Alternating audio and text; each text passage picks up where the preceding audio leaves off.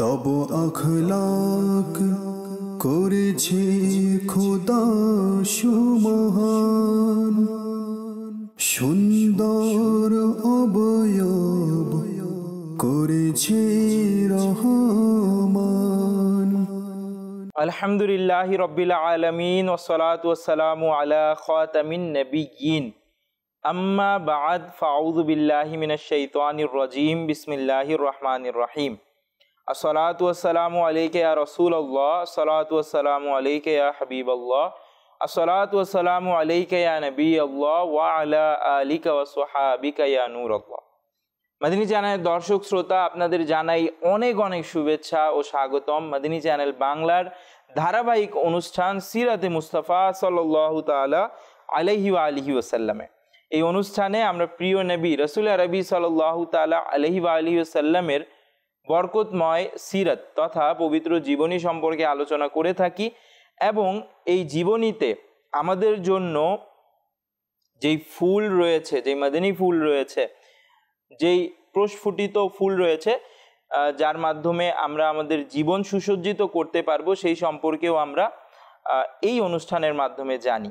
তাই মাদিনী চ্যানেলের দর্শক শ্রোতা, প্রতিটি পর্বে আমরা প্রিয় নবী রাসূল আরবি সাল্লাল্লাহু তাআলা আলাইহি ওয়া আলিহি ওয়াসাল্লামের জীবনীর এক একটি গুরুত্বপূর্ণ অংশকে ধারাবাহিকভাবে আলোচনা করছি।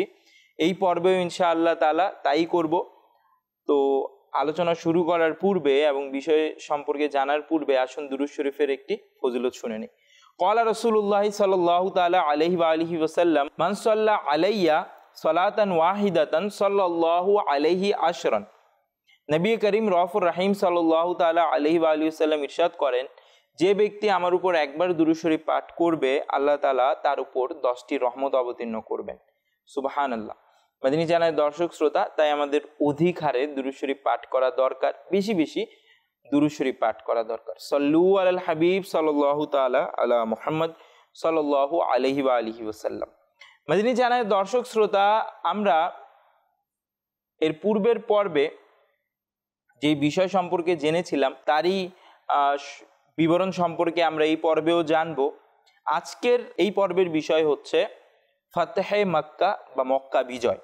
জি মাদিনী চ্যানেলের দর্শক শ্রোতা, মক্কা বিজয় কিভাবে হয়েছিল, যেই দেশ নবী করিম সাল্লাল্লাহু তাআলা আলাইহি ওয়া আলিহি ওয়াসাল্লামের জন্মভূমি, যেখানে নবী করিম সাল্লাল্লাহু তাআলা আলাইহি ওয়া আলিহি ওয়াসাল্লাম সাহাবাই কিরাম আলাইহিম রিদওয়ানদের উপর অবিচারে নির্যাতন চালানো হয়েছিল, অন্যায় করা হয়েছিল। এই সেই ভূমি যেখানে আল্লাহ তাআলার একত্ববাদের দাওয়াত দেওয়ার কারণে নবী করিম সাল্লাল্লাহু তাআলা আলাইহি ওয়া আলিহি ওয়াসাল্লামের উপর হত্যা প্রচেষ্টা চালানো হয়, যেখানে আল্লাহ তাআলার একত্ববাদের দাওয়াত দেওয়ার কারণে মুসলমানদের সেখান থেকে তাড়িয়ে দেয়া হয় এবং যারা অবস্থান করছিল কাউকে হত্যা, কাউকে নির্যাতন, যাকে যেভাবে পারে বিধর্মীরা, অশান্তিপ্রিয় যারা ছিল, চক্রান্তকারী প্রতারক যারা ছিল, প্রতিপক্ষ ইসলামের শত্রু যারা ছিল, তারা বিভিন্নভাবে অত্যাচার করে। জি মাদিনী চ্যানেলের দর্শক শ্রোতা, সেই ভূমির বিজয় কিভাবে হয়েছিল এবং বিজয়ের সময় তাদের থেকে প্রতিশোধ নেওয়া হয়েছিল, কিভাবে নেওয়া হয়েছিল বা তাদেরকে ক্ষমা করে দেয়া হয়েছিল, কি সেই দৃষ্টান্ত যা পৃথিবীর কোনো ইতিহাসে নেই, যা পৃথিবীর কোনো সম্রাটের ইতিহাসে নেই, যা পৃথিবীর কোনো রাজত্বের ইতিহাসে নেই, রাজ্যের ইতিহাসে নেই, কি সেই দৃষ্টান্ত যার সাক্ষ্য বিশ্ববাসী হয়েছিল, সেই সম্পর্কে এই পর্বে আমরা ইনশাআল্লাহ তাআলা আলোচনা করব। মাদিনী চ্যানেলের দর্শক শ্রোতা, পূর্বেই ভূমিকা স্বরূপ সেই কথাগুলো বলবো, যে কথাগুলো পূর্বের পর্বে আমরা সংক্ষিপ্তভাবে আলোচনা করেছিলাম, বিস্তারিতভাবে আলোচনা করেছিলাম, তা আজ এই পর্বে আমরা সংক্ষিপ্তভাবে জানবো। মাদিনী চ্যানেলের দর্শক শ্রোতা, পূর্বের পর্বে আমরা জেনেছি যে বনি বকর যারা ছিল তারা কুরাইশদের সাথে বন্ধুত্ব করেছিল এবং বনি খুজায়া যারা ছিল তারা নবী করিম সাল্লাল্লাহু আলাইহি সাল্লাম এবং সাহাবাই কিরাম আলাইহিম রিদওয়ানদের সাথে বন্ধুত্ব করেছিল।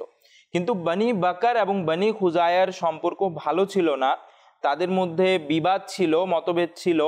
তো বনি বকর কুরাইশদেরকে নিয়ে একটি চক্রান্ত করে বনি খুজায়াদের উপর আকস্মিক হামলা চালায়, হঠাৎ হামলা চালায় এবং তাদেরকে হত্যা করে।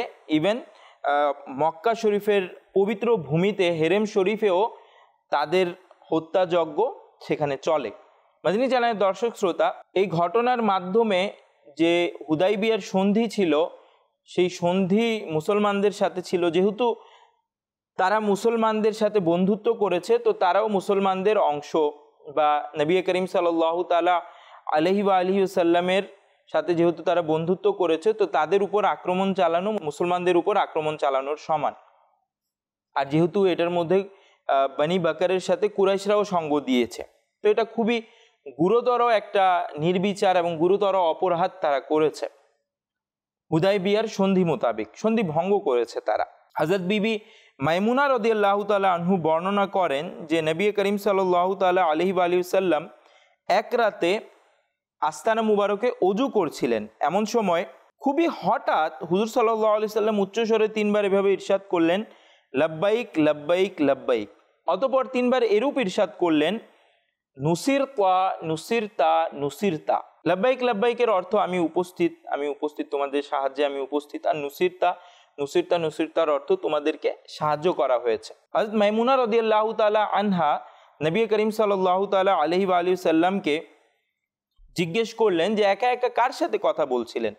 তখন নবী করিম সাল্লাল্লাহু আলাইহি সাল্লাম ইরশাদ করলেন, হে মাইমুনা রাদিয়াল্লাহু তাআলা আনহা, সাংঘাতিক ঘটনা ঘটে গেছে। আমার মিত্র বনি খুজায়ার উপর বনি বকর এবং কুরাইশের বিধর্মীরা অমুসলিমরা আক্রমণ করেছে। এই বিপদের অসহায়ত্বের সময় তারা আমাকে সম্বোধন করছে, তো আমি তাদেরকে শান্তির বার্তা দিচ্ছিলাম, সান্ত্বনা দিচ্ছিলাম। এই ঘটনার 3 দিন পর ফজরের নামাজের পরবর্তী সময়ে বনি খুজায়ার কিছু লোক বা সর্দারগণ নবী করিম সাল্লাল্লাহু আলাইহি সাল্লামের দরবারে উপস্থিত হন এবং নবী করিম সাল্লাল্লাহু তাআলা আলাইহি ওয়া আলিহি সাল্লামের দরবারে এবং সাহাবায়ে কেরামদের কাছে নিজেদের শোকগাথা পংক্তি আকারে শোনান এবং বলেন যে তাদের উপর কিভাবে অত্যাচার এবং অবিচার হয়েছে। তো নবী করিম সাল্লাল্লাহু তাআলা আলাইহি ওয়া আলিহি সাল্লাম যখন এটা জানতে পারেন, তো নবী করিম সাল্লাল্লাহু তাআলা আলাইহি ওয়া আলিহি সাল্লাম নিজের এক প্রতিনিধি, যেহেতু তারা হুদাইবিয়ার সন্ধি ভঙ্গ করেছে এবং সেটা একটা শান্তিময় সন্ধি ছিল, যেটার কারণে চারদিকে শান্তি এবং নীরবতা এবং নিরাপত্তা বিরাজ করছিল, সেই সন্ধির কারণে সেটা তারা ভঙ্গ করেছে। তো নবী করিম সাল্লাল্লাহু আলাইহি সাল্লাম এবারও তাদের জন্য শান্তিপ্রিয় কিছু বার্তা পাঠান। সেই বার্তার মধ্যে নবী করিম সাল্লাল্লাহু তাআলা আলাইহি ওয়া আলিহি সাল্লাম নিজের দূতকে পাঠান, যেটার মধ্যে 3টি শর্ত দেন যে কুরাইশের যারা বিধর্মীরা রয়েছে তারা যেন এই 3টি শর্ত থেকে যে কোনো একটি গ্রহণ করে। সেই 3টি শর্ত ছিল যে বনি খুজায়ার মধ্যে যারা তাদেরকে হত্যা করেছে, অর্থাৎ বনি বকর এর মধ্যে যারা বনি খুজায়াকে হত্যা করেছে তাদের যেন মৃত্যুদণ্ড দেয়া হয়, অর্থাৎ তাদের যেন বিচার করা হয়। আরেকটি শর্ত এটি ছিল যে কুরাইশরা যেন বনি বকরের কাউকে যেন কোনোভাবে সাহায্য না করে। আরেকটি শর্ত এটি ছিল যে যদি এই দুটি না হয় বা যে কোনো একটি না করা হয়, তাহলে যেন এটি আহ্বান জানানো হয় বা এলান করে দেয়া হয় যে হুদাইবিয়ার যে সন্ধি ছিল সেটা ভঙ্গ হয়ে গেছে, হুদাইবিয়ার সন্ধি ভঙ্গ হয়ে গেছে, এটা যেন জানিয়ে দেয়া হয়। তো কুরাইশদের পক্ষ থেকে তাদের প্রতিনিধি যে ছিল, যার নাম হচ্ছে কারতা বিন আবদে উমর, কুরাইশদের প্রতিনিধি কারতা বিন আবদে উমর বলল যে আমরা তাদের মুক্তিপণও আদায় করব না এবং তাদের সাহায্য করা অর্থাৎ বনি বকরের সাহায্য করাও ছাড়ব না, বরং তৃতীয় বিষয়টি করে দেয়া যেতে পারে যে হুদাইবিয়ার সন্ধি ভঙ্গ হয়ে গেছে। তো এটা বলে তারা নবী করিম সাল্লাল্লাহু আলাইহি সাল্লামের প্রেরিত দূতকে পাঠিয়ে দিল এবং পাঠানোর পর তাদের হুঁশ ফিরল যে না, এটা তো ভালো হয়নি, কাজটা ঠিক হয়নি, এবং তারা চিন্তিত হয়ে গেল যে আমরা যদি হুদাইবিয়ার সন্ধি ভঙ্গ করে দেই তো অবশ্যই নবী করিম সাল্লাল্লাহু তাআলা আলাইহি ওয়া আলিহি সাল্লাম তার সৈন্যবাহিনী নিয়ে আমাদের উপর আক্রমণ করবেন। তো এটা ভেবে তারা চিন্তিত হয়ে গেল এবং পরবর্তীতে তাদের নিজেদের মধ্যে পরামর্শ করে আবু সুফিয়ানকে বলা হলো যে তিনি যেন নবী করিম সাল্লাল্লাহু তাআলা আলাইহি ওয়া আলিহি সাল্লামের দরবারে উপস্থিত হয় মদিনা শরীফে এবং নিজেদের কথা ফিরিয়ে নেয় এবং হুদাইবিয়ার সন্ধি নবায়ন করে নেয়। তো তাদের কথা মতে আবু সুফিয়ান তিনি মদিনা শরীফে উপস্থিত হলেন তখনও তিনি মুসলমান হননি। তো তিনি মদিনা শরীফে উপস্থিত হলেন এবং নবী করিম সাল্লাল্লাহু তাআলা আলাইহি ওয়া আলিহি সাল্লামকে এই প্রস্তাবনা উপস্থাপন করলেন। নবী করিম সাল্লাল্লাহু আলাইহি ওয়া আলিহি সাল্লাম নীরব রইলেন, কিছু বললেন না। তারপর তিনি হযরত আবু বকর সিদ্দিক রাদিয়াল্লাহু তাআলা আনহু, হযরত উমর ফারুক আজম রাদিয়াল্লাহু তাআলা আনহু এবং অন্যান্য সাহাবাই কেরামদের কাছেও এই ফরিয়াদ পেশ করলেন। তারাও সেটার ব্যাপারে অপারগতা জানালো। তারপর তিনি হযরত আলী রাদিয়াল্লাহু তাআলা আনহুর দরবারে চলে গেলেন, যেখানে মা ফাতেমা রাদিয়াল্লাহু তাআলা আনহা এবং হযরত হাসান রাদিয়াল্লাহু তাআলা আনহুও উপস্থিত ছিলেন। তো তাদের কাছে গিয়ে ফরিয়াদ জানালেন। তো তারাও অস্বীকার করে দিল, যেহেতু বারংবার বলছিলেন হযরত আলী রাদিয়াল্লাহু তাআলা আনহুকে। তো হযরত আলী রাদিয়াল্লাহু তাআলা আনহু বললেন যে আমাদের কারো সাহস নেই যে নবী করিম সাল্লাল্লাহু তাআলা আলাইহি ওয়া আলিহি সাল্লামের সিদ্ধান্তের বিরুদ্ধে বা ইচ্ছার বিরুদ্ধে কিছু বলার, কিছু করার। তোমাকে নিজেই এটা করতে হবে। তো বলল যে তুমি বলো যে আমি এখন কি করতে পারি, আমার কি করার আছে, আবু সুফিয়ান বললেন। তো হযরত আলী রাদিয়াল্লাহু তাআলা আনহু বললেন যে তুমি যেহেতু কেউ সাড়া দিচ্ছে না, তো তুমি নিজে নিজেই সন্ধির নবায়নের আহ্বান জানিয়ে দাও, এলান করে দাও। তো তিনি বললেন হযরত আবু সুফিয়ান যে এটা দ্বারা কি কোনো কাজ হবে? তো তিনি বললেন যে অবশ্যই এটা দ্বারা তো কোনো কাজ হবে না যদি উভয় পক্ষ সন্ধির ব্যাপারে সম্মতি প্রকাশ না করে, কিন্তু এখন এছাড়া করার কিছুই নেই। তো আবু সুফিয়ান মদিনা শরীফের কোনো একটি উঁচু জায়গায় দাঁড়িয়ে মুসলমানদেরকে সম্বোধন করে হুদাইবিয়া সন্ধিনামার নবায়নের এলান করলেন, ঘোষণা করলেন। মুসলমানদের কেউই এর মধ্যে ভ্রুক্ষেপ করলো না এবং কেউই কোনো উত্তর দিল না। তো তিনি হতাশাগ্রস্ত হয়ে মক্কা শরীফে ফিরে গেলেন এবং কুরাইশদের সর্দার যারা ছিল তাদেরকে এটা জানালো। তো তারা এটা জেনে খুবই চিন্তিত হয়ে গেল যে এটা তো কিছুই হলো না, এটা না সন্ধি নবায়ন হলো আর না যুদ্ধের ঘোষণা হলো যে আমরা যুদ্ধের প্রস্তুতি নিব, তো এটা কিছুই হলো না। তো তারা চিন্তিত ছিল। এদিকে নবী করিম সাল্লাল্লাহু তাআলা আলাইহি ওয়া আলিহি সাল্লাম সাহাবাই কেরাম আলাইহিম রিদওয়ানদেরকে যুদ্ধের প্রস্তুতি নেয়ার জন্য বলে দিলেন, কিন্তু তিনি এটা কাউকেই জানালেন না, এমনকি হযরত আবু বকর সিদ্দিক রাদিয়াল্লাহু তাআলা আনহুকেও জানালেন না যে যুদ্ধ কাদের সাথে করা হবে বা কিসের জন্য প্রস্তুতি। যেহেতু নবী করিম সাল্লাল্লাহু তাআলা আলাইহি ওয়া আলিহি সাল্লামের আদেশ ছিল, তো সকল সাহাবাই কেরাম আলাইহিম রিদওয়ানরা প্রস্তুতি নিতে শুরু করলেন যুদ্ধের। মদিনী চ্যানেলের দর্শক শ্রোতা, এর মাঝে একটি অপ্রত্যাশিত ঘটনা ঘটল যে নবী করিম সাল্লাল্লাহু তাআলা আলাইহি ওয়া আলিহি সাল্লামের একজন সম্মানিত সাহাবী হযরত হাতিব বিন আবি বালতাআ রাদিয়াল্লাহু তাআলা আনহু, তিনি একটি চিঠি লিখলেন কুরাইশদের দিকে, একটি চিঠি লিখে পাঠালেন যে মুসলমানরা যুদ্ধের প্রস্তুতি নিচ্ছে। তো এই চিঠি পাঠালেন তিনি। আর এর মধ্যে নবী করিম সাল্লাল্লাহু তাআলা আলাইহি ওয়া আলিহি সাল্লাম এর কাছে আল্লাহ তাআলার পক্ষ থেকে ওহী গেল যে কুরাইশদের কাছে এরকম একটি চিঠি যাচ্ছে। তো নবী করিম সাল্লাল্লাহু তাআলা আলাইহি ওয়া আলিহি সাল্লাম যখন জানতে পারলেন ওহীর মাধ্যমে, তখন হযরত আলী, হযরত জুবাইর এবং হযরত মিকদাদ রাদিয়াল্লাহু তাআলা আনহুকে বললেন যে রওজায়ে খাক নামক একটি জায়গা আছে, সেখানে একটি মহিলা আছে, তার কাছে এমন একটি চিঠি আছে, তুমি সেখান থেকে গিয়ে চিঠিটি নিয়ে নিও। তো যখন তারা সেখানে পৌঁছলেন তৎক্ষণাৎ, তো সেই মহিলাকে জিজ্ঞাসা করলেন চিঠির ব্যাপারে। মহিলা অস্বীকার জানালো যে না, আমার কাছে কোনো চিঠি নেই। তো তারা বললেন যে নবী করিম সাল্লাল্লাহু তাআলা আলাইহি ওয়া আলিহি সাল্লাম কখনো মিথ্যা বলতে পারেন না, তোমার কাছে চিঠি আছে, যে তুমি চিঠি দাও, না হলে আমরা অন্য কোনো ব্যবস্থা নিব। তো সে যখন দেখলো যে অন্য কোনো উপায় নেই, তো সে নিজের চুলের বেনি থেকে চিঠিটি বের করে দিয়ে দিল।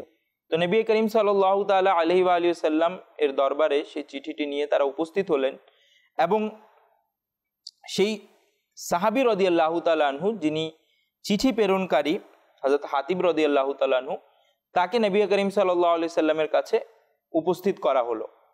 তিনি নবী করিম সাল্লাল্লাহু আলাইহি সাল্লামের দরবারে আরজ করলেন যে ইয়া রাসূলুল্লাহ সাল্লাল্লাহু তাআলা আলাইহি ওয়া আলিহি সাল্লাম, আমার ব্যাপারে খুব দ্রুত কোনো সিদ্ধান্ত নেবেন না।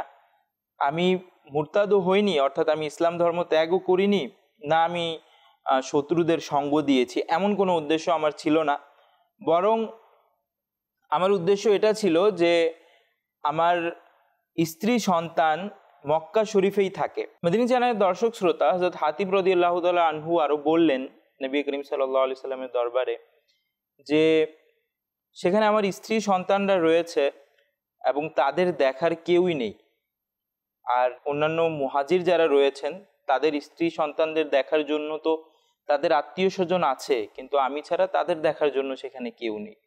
তো তাই আমি চাচ্ছিলাম যে আমি যদি সেই কুরাইশদেরকে, অমুসলিমদেরকে চিঠি পাঠিয়ে জানিয়ে দেই, তাহলে হয়তো তারা আমার স্ত্রী সন্তানের প্রতি নম্রতা প্রদর্শন করবে। আর আমি অবশ্যই এটা জানি যে আমার চিঠি পাঠানো তাদেরকে কোনোভাবেই উপকৃত করবে না। আল্লাহ তাআলা যা ফয়সালা করেছেন তা তো হয়েই থাকবে। তো এইভাবে করে তিনি নিজের অপারগতা প্রকাশ করলেন। তো নবী করিম সাল্লাল্লাহু তাআলা আলাইহি ওয়াসাল্লাম তাকে কিছু বললেন না, কিন্তু হযরত উমর রাদিয়াল্লাহু তাআলা আনহু এবং অন্যান্য সাহাবায়ে কেরাম খুবই রাগান্বিত হয়ে গিয়েছিলেন। তো নবী করিম সাল্লাল্লাহু তাআলা আলাইহি ওয়াসাল্লাম তাদেরকে এই বলে সান্ত্বনা দিলেন যে হে উমর, হযরত হাতিব রাদিয়াল্লাহু তাআলা আনহু কিন্তু বদরি সাহাবীদের একজন, এবং মহান আল্লাহ তাআলা কুরআনে পাকে তাদের জন্য বলেছেন যে তারা যা চায় করতে পারে। হযরত উমর রাদিয়াল্লাহু তাআলা আনহু এই কথা শোনার পর শান্ত হয়ে গেলেন। কিন্তু নবী করিম সাল্লাল্লাহু তাআলা আলাইহি সাল্লামের চেহারাতে সেই কথাগুলো শোনার শুরু থেকে শেষ পর্যন্ত কোনো রকম ভাঁজ ছিল না। অর্থাৎ নবী করিম সাল্লাল্লাহু আলাইহি সাল্লাম খুবই শান্তভাবে তার কথাগুলো শুনেছিলেন এবং তার অপারগতা নবী করিম সাল্লাল্লাহু আলাইহি সাল্লাম গ্রহণ করেছিলেন। পরবর্তীতে মহান আল্লাহ তাআলা কুরআনে পাকের একটি আয়াত অবতীর্ণ করেন, যেটার মধ্যে মহান আল্লাহ তাআলা বলেন, ইয়া আইয়ুহাল্লাযীনা আমানু লা তাত্তাখিযু আদুওয়ি ওয়া আদুওয়াকুম আউলিয়া। অর্থাৎ হে ঈমানদারগণ, তোমরা আমার এবং তোমাদের শত্রুকে বন্ধু বানিও না। তো মহান আল্লাহ তাআলা এটার মাধ্যমে মুসলমানদেরকে এই রকম কাজকর্ম থেকে নিষেধ করে দিয়েছে। মাদিনী চ্যানেলের দর্শক শ্রোতা, অষ্টম হিজরির 10 রমজানে রাসূল পাক সাল্লাল্লাহু তাআলা আলাইহি ওয়াসাল্লাম 10,000 সৈন্যের একটি দল নিয়ে মদিনা শরীফ থেকে মক্কার উদ্দেশ্যে যাত্রা করলেন। এক বর্ণনা মতে রয়েছে যে তারা 12,000 ছিল। অবশ্যই এই দুই বর্ণনা মতের মধ্যে পার্থক্য নেই, কেননা এটা হতে পারে যে যখন মদিনা শরীফ থেকে তারা যাত্রা শুরু করেছিলেন তখন তারা 10,000 ছিলেন এবং পরবর্তীতে আরও সৈন্য তাদের সাথে যুক্ত হলো এবং তারা মোট 12,000 সৈন্যদল মক্কা শরীফের উদ্দেশ্যে যাত্রা করলেন। তারা যখন জুহফা নামক স্থানে পৌঁছলেন তখন নবী করিম সাল্লাল্লাহু তাআলা আলাইহি সাল্লামের সম্মানিত চাচা হযরত আব্বাস রাদিয়াল্লাহু তাআলা আনহু সেখানে তার পরিবার পরিজন নিয়ে নবী করিম সাল্লাল্লাহু আলাইহি সাল্লামের দরবারে উপস্থিত হলেন। হযরত আব্বাস রাদিয়াল্লাহু তাআলা আনহু মক্কা শরীফে এতদিন ছিলেন, সেখানে নবী করিম সাল্লাল্লাহু আলাইহি সাল্লাম যারা হাজিরা ছিল বা মক্কা শরীফ জিয়ারতের জন্য যারা আসতো তাদেরকে পানি পান করানোর দায়িত্ব দিয়েছিলেন তাকে। তো তিনি সেখানেই সেই দায়িত্বে ছিলেন এবং পরবর্তীতে নবী করিম সাল্লাল্লাহু আলাইহি সাল্লামের দরবারে জুহফা নামক স্থানে উপস্থিত হন। মাদিনী চ্যানেলের দর্শক শ্রোতা, হযরত আব্বাস রাদিয়াল্লাহু তাআলা আনহুর সাথে দুইজন আরও ব্যক্তি ছিল, যাদের মধ্যে নবী করিম সাল্লাল্লাহু আলাইহি সাল্লামের চাচাতো ভাই আবু সুফিয়ান বিন হারিস এবং নবী করিম সাল্লাল্লাহু আলাইহি সাল্লামের ফুফাতো ভাই আব্দুল্লাহ বিন আবি উমাইয়াও ছিল। তো নবী করিম সাল্লাল্লাহু তাআলা আলাইহি সাল্লাম তাদের সাথে সাক্ষাৎ করেননি, কেননা আবু সুফিয়ান বিন হারিস এবং আব্দুল্লাহ বিন আবি উমাইয়া তারা দুজনেই নবী করিম সাল্লাল্লাহু তাআলা আলাইহি সাল্লামের ব্যাপারে যখন নবী করিম সাল্লাল্লাহু আলাইহি সাল্লাম নবুয়তের ঘোষণা দিয়েছিলেন তো খুব খারাপ কথা রটনা করেছিল। বিশেষ করে আবু সুফিয়ান বিন হারিস, তিনি নবী করিম সাল্লাল্লাহু তাআলা আলাইহি সাল্লামের নবুয়ত ঘোষণার পূর্বে নবী করিম সাল্লাল্লাহু আলাইহি সাল্লামের জন্য খুবই শ্রদ্ধাশীল ছিল, কিন্তু যখন নবী করিম সাল্লাল্লাহু আলাইহি সাল্লাম নবুয়ত ঘোষণা করলেন তো নবী করিম সাল্লাল্লাহু আলাইহি সাল্লামের বিরোধিতা শুরু করে দিল এবং নবী করিম সাল্লাল্লাহু আলাইহি সাল্লামের নামে অহেতুক মিথ্যা বানোয়াট বিভিন্ন গালিগালাজ এবং গালমন্দ করতে লাগলো, লিখতে লাগলো, বলতে লাগলো। তো নবী করিম সাল্লাল্লাহু আলাইহি সাল্লাম তাদের দ্বারা অনেক কষ্ট পেয়েছিলেন, তাই নবী করিম সাল্লাল্লাহু তাআলা আলাইহি ওয়া সাল্লাম তাদের সাথে দেখা করা থেকে, সাক্ষাৎ করা থেকে অস্বীকৃতি জানালেন। তো যেহেতু তাদের মধ্যে একজন হযরত আব্দুল্লাহ বিন আবি উমাইয়া, তার বোন নবী করিম সাল্লাল্লাহু তাআলা আলাইহি ওয়া সাল্লামের সম্মানিতা স্ত্রী ছিলেন, তো তিনি অর্থাৎ হযরত উম্মে সালমা রাদিয়াল্লাহু তাআলা আনহা, তিনি নবী করিম সাল্লাল্লাহু আলাইহি সাল্লামের দরবারে আরজ করলেন যে তাদেরকে ক্ষমা করে দেওয়ার জন্য। তো তারা দুজন হযরত আলী রাদিয়াল্লাহু তাআলা আনহুর কাছে গেলেন। তো হযরত আলী রাদিয়াল্লাহু তাআলা আনহু তাদেরকে পরামর্শ দিলেন যে যেভাবে হযরত ইউসুফ আলাইহিস সালামের কাছে তাদের ভাইরা উপস্থিত হয়ে যে কথাগুলো বলেছিল, তোমরাও নবী করিম সাল্লাল্লাহু আলাইহি সাল্লামের দরবারে সেই কথাগুলো বলো। তো তারা নবী করিম সাল্লাল্লাহু আলাইহি সাল্লামের দরবারে উপস্থিত হয়ে কুরআনে পাকের আয়াতের মধ্যে যেটা এসছে যে হযরত ইউসুফ আলাইহিস সালামের দরবারে তার ভাইরা যে বাক্যগুলো বলেছিল, তো তারাও সেই বাক্যগুলো পুনরাবৃত্তি করলেন এবং বললেন, লাকাদ আসারাকাল্লাহু আলাইনা ওয়া ইন কুন্না লাখাতিইন, নিশ্চয়ই আল্লাহ আপনাকে আমাদের উপর সম্মানিত করেছেন এবং নিশ্চয়ই আমরা অপরাধী ছিলাম। তো যখন নবী করিম সাল্লাল্লাহু আলাইহি সাল্লাম এই উক্ত আয়াতদ্বয় শুনলেন, তো সাথে সাথে নবী করিম সাল্লাল্লাহু আলাইহি সাল্লামের নুরানি চেহারা উজ্জ্বল হয়ে গেল এবং দয়ার খাতিরে নবী করিম সাল্লাল্লাহু আলাইহি সাল্লাম পুনরায় সেই বাক্যগুলো রিপিট করলেন যেগুলো হযরত ইউসুফ আলাইহিস সালাম তার ভাইদের জন্য বলেছিলেন। তা হচ্ছে, লা তাসরিবা আলাইকুমুল ইয়াউমা ইয়াগফিরুল্লাহু লাকুম ওয়া হুয়া আরহামুর রাহিমিন। তো এভাবে করে নবী করিম সাল্লাল্লাহু তাআলা আলাইহি ওয়া সাল্লাম তাদের ক্ষমা করে দিলেন এবং পরবর্তীতেও নবী করিম সাল্লাল্লাহু আলাইহি সাল্লাম তাদের অনেক ভালোবাসতেন এবং আবু সুফিয়ান বিন হারিস রাদিয়াল্লাহু তাআলা আনহু, তিনি ইসলামের মধ্যেই অটল ছিলেন এবং নবী করিম সাল্লাল্লাহু আলাইহি সাল্লামের চেহারার দিকে তাকিয়ে লজ্জায় কখনো কথা বলেননি, কিন্তু নবী করিম সাল্লাল্লাহু আলাইহি সাল্লাম তাকে ভালোবাসতেন এবং বলতেন যে আমি তাকে হযরত হামজা রাদিয়াল্লাহু তাআলা আনহু এর উত্তরসূরি মনে করি। তো এভাবে করে তাদের যাত্রাপথ হয় এবং এই ঘটনাগুলো ঘটে। মাদিনী জানায় দর্শক শ্রোতা, অনুষ্ঠানের সময় শেষের পথে, তাই এই ফাতহে মক্কার পর্বটাকে সম্পূর্ণ করা এই পর্বে পসিবল না। তাই আমরা ইনশাআল্লাহ তাআলা আগামী পর্বে পরবর্তীতে কি হয়েছিল এবং কিভাবে ফাতহে মক্কা হয়, মক্কা বিজয় হয়, সেই বিষয়ে আলোচনা করব। তো আগামী পর্ব দেখার আমন্ত্রণ জানিয়ে বিদায় নিচ্ছি। সল্লু আলাল হাবিব সাল্লাল্লাহু তাআলা আলা মুহাম্মদ সাল্লাল্লাহু আলাইহি ওয়া আলিহি ওয়াসাল্লাম। তব আখলাক করেছে খোদা সুমহান, সুন্দর অবয়ব করেছে রহমান।